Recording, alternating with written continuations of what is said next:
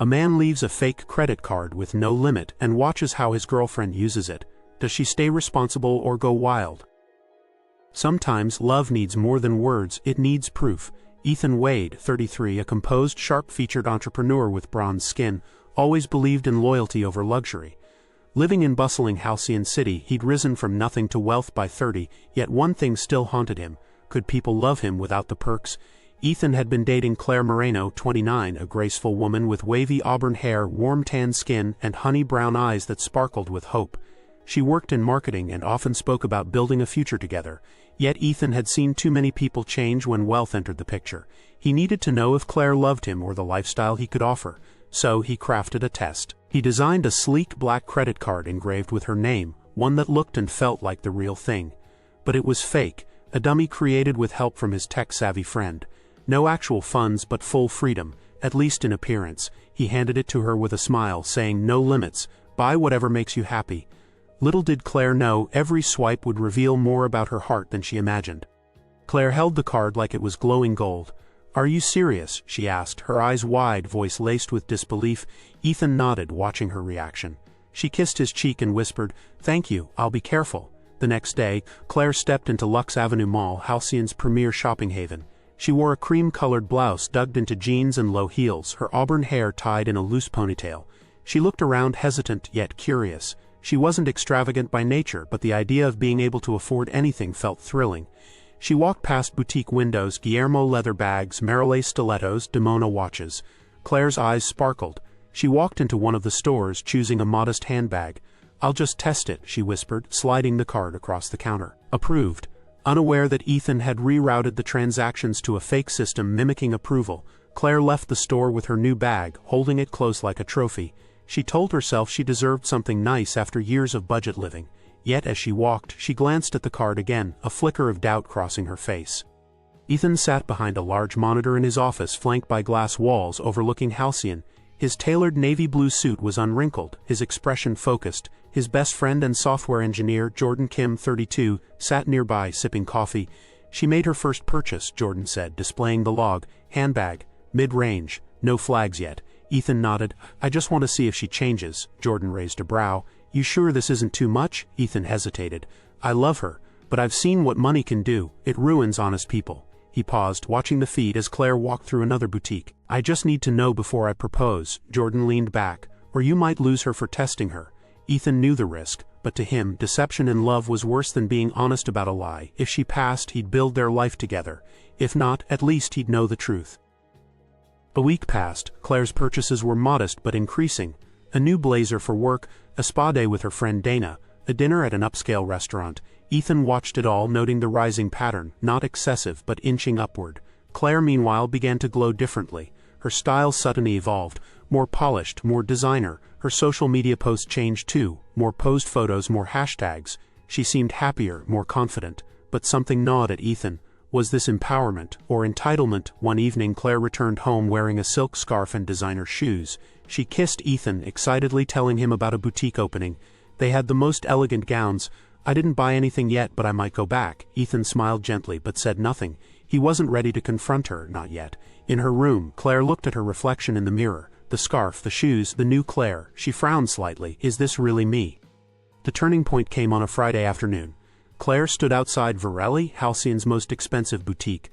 A shimmering silver gown called to her from the window. It cost more than 2 months of her salary. Inside, she slipped it on. The mirror didn't just reflect her, it elevated her. She twirled, glowing. "You look divine," the saleswoman said. Claire nodded. "I'll take it." Outside, Ethan watched from his car parked discreetly across the street. He'd been tracking her location. Just for this day, his jaw tightened as he saw the bag in her hand. That night, Claire showed him the dress. "What do you think?" she asked. Ethan paused. "It's stunning. But isn't it too expensive?" Claire smiled. "You said the card had no limit." He didn't argue. Instead, he excused himself and walked into his study, eyes clouded. Jordan called moments later. "She crossed the 5-figure mark." Ethan exhaled slowly. He had his answer, or did he? The following week, a quiet shift crept into Ethan and Claire's relationship. They still had dinners, still shared laughs, but Ethan was more reserved, and Claire noticed. She'd catch him watching her, not with affection but with scrutiny. Claire, too, had changed. Her outfits were more polished, her makeup always perfect, her schedule more packed with errands that weren't always explained. But deep down a strange guilt began to bloom. She hadn't done anything wrong, had she? Ethan gave her the card, told her there were no limits. Still, she felt like she was crossing some invisible line. Ethan, meanwhile, wrestled with what he saw. Claire hadn't gone on a reckless spree, but she also hadn't shown restraint. The woman he fell in love with used to cherish simple pleasures, take pride in her independence. Now she seemed seduced by the taste of luxury. He didn't know if he was witnessing the worst in her or if he had created it. The silence between them grew louder. Ethan began staying late at work. Claire began sleeping later. Their texts grew shorter, their kisses less lingering. Neither said it aloud, but something had changed, something neither of them knew how to fix. Claire met her best friend Dana for coffee, wearing a tailored navy coat and diamond stud earrings. Dana raised an eyebrow. "Someone's glowing," Claire laughed, brushing off the compliment. But Dana leaned forward. "Claire, are you okay?" Claire hesitated. "Yeah, why? You're different lately. You talk about brands more than dreams, and honestly, I miss the old you." Claire frowned. "I'm still me." "I know," Dana said gently. "But are you still proud of you?" The question haunted her long after Dana left. Later that evening, Claire sat at her vanity wiping off her makeup. The earrings felt heavier now, her reflection, flawless but unfamiliar, stared back. Meanwhile, Ethan sat in his car, staring at the dress receipt from Varelli. He hadn't brought it up yet. He wasn't sure he had the right. He had started the game, but now he didn't like where it was heading. Both were trapped in their own thoughts, wondering if the person across from them was still the same, or if love had quietly slipped through the cracks. Saturday came with an invitation. An exclusive gala hosted by one of Ethan's business partners. Claire, excited, saw it as the perfect occasion to wear the silver Varelli dress. Ethan said nothing as she twirled for him in the living room, seeking approval. "You look amazing," he said, but his eyes were distant. At the gala, Claire was radiant. Compliments flowed her way. Ethan watched as she charmed everyone, sipping champagne, her laugh like music. But he also saw her gravitating toward people who flaunted money, people she once would have avoided. At one point, she left with a group to the VIP lounge without telling him. Ethan stood alone by the bar, surrounded by strangers watching her glide further away. By the time they got home, tension crackled in the air. "You disappeared," Ethan said. "I was just talking to people," Claire replied, slipping off her heels. "People you didn't even know a month ago." Claire turned sharply. "What's your point?" He didn't say it then, but in his heart he felt something snap. This wasn't the woman he wanted to propose to. This was someone else. Or maybe she was revealing who she'd always been. 2 days later, Claire walked into a luxury jewelry store, drawn by the display of engagement rings. She wasn't shopping, just curious. But something inside her wondered if Ethan might propose soon. She found herself admiring a rose gold piece with a vintage setting. The saleswoman offered to let her try it on. Claire slid it on her finger and stared at it, imagining her future. Then she reached into her purse, pulling out the black card. She stopped. Her fingers hovered over the glass counter. Her heart thudded. This wasn't a handbag, it wasn't a spa day. This was a symbol, a promise, and she hadn't earned it. Claire put the card away and left the store. Back home, she sat in silence, the moment echoing in her chest. She realized she didn't want to be the kind of person who could swipe without consequence. She wanted to be the woman Ethan first fell for. Meanwhile, Ethan reviewed the surveillance logs one last time. He noticed the incomplete transaction from the jewelry store, and for the first time in weeks he smiled. That evening, Ethan invited Claire to dinner, just the two of them. No fancy restaurants, no credit cards, just a small home-cooked meal and flickering candles in their apartment. Claire wore a simple sundress, no designer label, just her. They ate in silence for a while before Ethan cleared his throat. "I need to tell you something." Claire looked up. "The card I gave you, it wasn't real. It was a test." She froze. Ethan explained everything, the fake system, the monitoring, his fears, his need to know if she loved him or just the lifestyle. Claire said nothing. When he finished, he added softly, "I'm sorry. I shouldn't have tested you. I needed to know." Claire stared at him. "You wanted to test my character, but all this time, I was starting to doubt yours." The words landed hard. "I didn't go through with everything," she added. "I stopped myself from buying that ring, because it didn't feel right." Ethan's eyes welled slightly. "I don't care about your money, Ethan," she said. "But maybe now I care a little less about us." She stood, and for the first time, Ethan truly feared he'd lost her. After Claire left the apartment that night, silence wrapped around Ethan like a weighted blanket. The clink of her keys missing from the bowl by the door, the absence of her soft hum as she moved around the kitchen, it all settled like dust on untouched furniture. He didn't chase her, he couldn't, not yet. Instead, he sat alone, scrolling through weeks of transaction records he'd once watched with suspicion. Now he saw them differently. A spa day after a tough work week, a dinner with her lonely mother, gifts for friends. Only the silver dress was arguably excessive, but even that came from excitement, not greed. And then there was the ring she didn't buy. The moment she chose restraint even without knowing she was being watched, was the moment he should have seen her clearly. But he was too blinded by fear. Claire meanwhile stayed with Dana. She didn't cry, she didn't rage, she just processed. "I trusted him," she told Dana over tea. "I was starting to picture a life with him. But now I'm not even sure if he ever believed in me." Dana offered no advice, she just listened, because some betrayals aren't about money, they're about belief. 2 nights passed, Ethan barely slept. Every memory with Claire now played through a different lens: the walks in the park, the way she used to pack him lunch with tiny notes tucked inside, the moments when she held his hand not for attention but comfort. He had tested her love, and maybe in doing so, he had lost it. He looked around his penthouse, every piece curated, every chair expensive, every light custom, but none of it felt warm anymore. He picked up a photo of them from a beach trip 6 months ago. Claire had no makeup on, her hair in a messy bun, and she had laughed so hard she spilled orange juice on his shirt. Ethan had captured the moment just before she wiped it off. That version of her, the one who didn't care about brands, was real, but so was the woman who'd grown confident with new things. And maybe he had failed to see that people evolve without necessarily changing their core. That night, Ethan made a decision. He would find her, not to defend himself, but to ask for forgiveness. Claire was walking through a nearby botanical garden when she saw him. Ethan, dressed in a simple gray hoodie and jeans, far from his usual tailored image, approached her slowly. No flowers, no grand gesture, just honesty in his eyes. "Can I sit?" he asked. She nodded without a word. They sat on a bench surrounded by wildflowers, a light breeze carrying the scent of jasmine between them. "I'm not here to justify what I did," Ethan said. "I was wrong. I should have talked to you instead of testing you." Claire didn't interrupt. "I wanted to know if you'd change," he continued, "but I didn't realize I was the one changing into someone who doubted the person he loved." She looked away, her voice calm but edged. "You said no limits, but what you really meant was prove yourself. That wasn't a gift, Ethan, that was a trap." "I know," he said softly, "and I lost your trust. I may not get it back, but I want to try." A long pause followed, then she turned to him. "One question.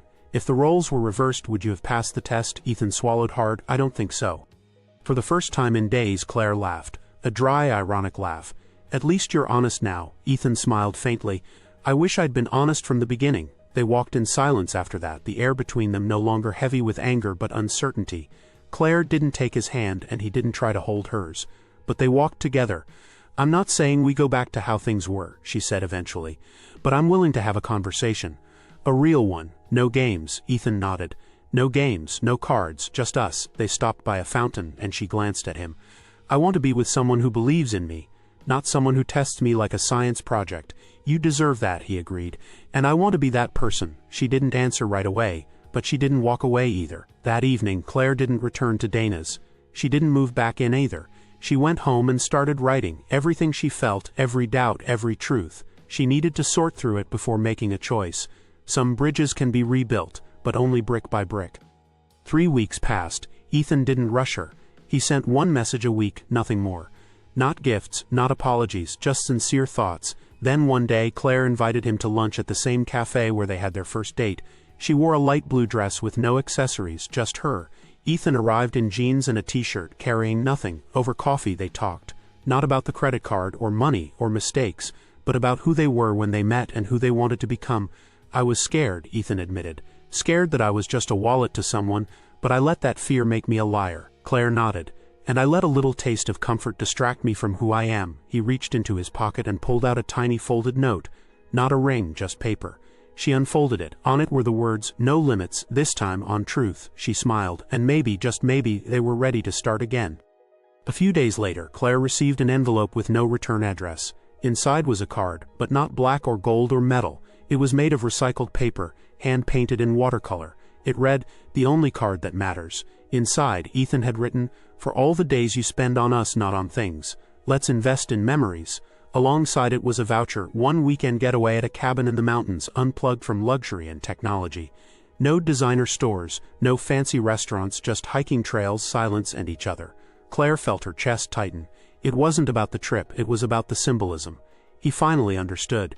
She packed light. No labels, no heels, just hiking boots, a journal, and 1 navy blue sweater Ethan once said made her look soft like dusk. As they drove through the winding mountain roads, Ethan glanced at her and asked, "So what did you do with the old credit card?" Claire smiled. "I burned it, really, in a candle. It curled up and vanished," he laughed. "That's kind of dramatic." "So was the whole test," she replied. But there was no bitterness now, only clarity. Some things are meant to burn to make space for something better. The cabin was small, nestled between towering pines and a crystal-clear lake. They cooked simple meals together, pasta, eggs, marshmallows on sticks. They took long walks, sometimes silent, sometimes filled with laughter. At night they sat by the fire, talking about dreams, not job promotions or new investments, but things like having a dog, learning how to paint, growing a garden. Claire asked, "Do you still believe in us?" Ethan looked into the fire. "I believe more now than ever." He explained how her restraint at the jewelry store told him everything he needed to know, that even when tempted she followed her conscience, not because she was being watched but because that's who she was. Claire confessed, "Part of me wanted to teach you a lesson, to spend until you freaked out, but I knew that would only make both of us lose." They held each other in silence. It wasn't about the card anymore. It was about rebuilding respect. That night, for the first time in weeks, they slept in each other's arms, without doubt, without testing, without masks. Just two people learning to love better. Back in Halcyon City, Claire returned to her normal routine. She no longer flaunted brands or posted polished selfies. She wore what she loved, not what was expensive. Her coworkers noticed a calmer energy about her, a more grounded grace. Ethan, too, changed. He sold his second car, donated most of his designer suits, and started mentoring underprivileged youth in finance, using his experience to guide rather than impress. They moved in together, not into a penthouse but into a modest two-bedroom home with warm lighting and hand-me-down furniture. It wasn't perfect, but it was theirs. One afternoon, Ethan walked into the kitchen and found Claire pinning handwritten budget notes to the fridge. He chuckled. "Planning another test?" She turned, mockingly serious. "This time it's your spending, I'm watching," they both laughed. Because now they understood each other not through status but through substance. Love, they realized, wasn't about limits on money, it was about limitless trust, and they had earned that together. Months later, Claire published a personal essay titled, "The Credit Card That Changed My Relationship." It wasn't scandalous or bitter, it was honest. She wrote about the false card, the temptation, the quiet guilt, and the way she reclaimed her sense of identity. She never named Ethan, but readers felt the emotion deeply. The article went viral. People debated it. Some called Ethan manipulative, others called Claire wise. But most saw it for what it was, a story of growth. "A relationship isn't built on blind trust," Claire wrote. "It's built on trust that's tested by life, not by the people you love." Ethan read the essay 3 times, each time with more pride than the last. "Are you okay with me sharing this?" Claire asked one night. "Absolutely," he said. "If it helps someone else avoid the mistakes we made, it's worth it." They started receiving messages from couples all over the country, stories of similar tests, heartbreaks, and reunions. And every time someone asked how to rebuild after trust is broken, Claire replied with one sentence: "You start with truth and then you show up every day with love." 1 year later, Ethan stood at the edge of a cliff near the same mountain cabin where they'd reconnected. The lake sparkled below, the wind carried the scent of pine and hope. Claire stood beside him, smiling, wearing the same navy blue sweater. He pulled out a small box, not flashy, not grand. Inside was a simple ring, rose gold, vintage setting. The same one she hadn't bought.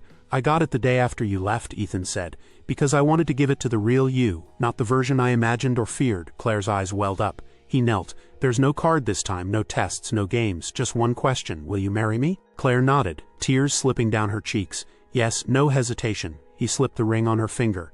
It fit perfectly. As they embraced, the wind blew through the trees, almost whispering, no limits. Not on spending, not on control, but on love, forgiveness, and starting again. If this story touched you, inspired you, or made you reflect, don't forget to subscribe for more powerful stories about love, truth, and second chances.